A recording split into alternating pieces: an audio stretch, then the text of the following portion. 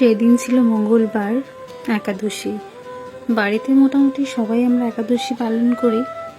ঘুম থেকে উঠে ওকে প্রথমে ফোন করলাম, ও বললো ট্রেনে আছে, আসতে একটু সময় লাগবে।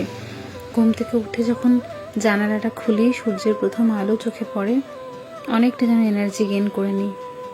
ভালো লাগে সারাটা দিন এই জানলা খুলে প্রথম আলোটা দেখতে।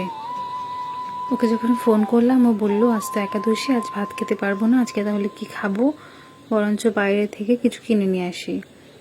আমি বললাম না, রোজ রোজ বাইরের খাবার খেতে হবে না, আজকে আমি না হয় কিছু ঘরেই বানাচ্ছি। চটপট চলে এলাম কিচেনে, এসে একটু ডুমো ডুমো করে আলু কেটে নিলাম, আর এদিকে ময়দা মেখে রেখেছিলাম, সাদা সাদা আলুর তরকারি আর সাদা সাদা লুচি। যদিও আমার তরকারিটা হলুদই হয়েছিল, কারণ আমি হলুদ দিয়েছি। অনেকে আবার এই তরকারি সাদাও খায়, তবে আলুর তরকারি আর লুচি খেতে যেন ভীষণ অমৃতের মতো লাগে।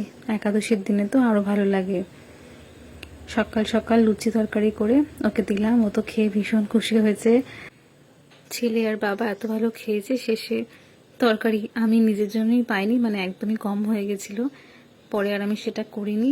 যাক, যার জন্য করা সে যখন খেয়ে তৃপ্তি পায়, তাহলে যেন নিজের মনেও খুব তৃপ্তি লাগে। এই যে কাঁসার থালাটা দেখছো, এটা আমার ছেলেকে ওর পিসি ঠাম্মি এসে দিয়ে গেছে।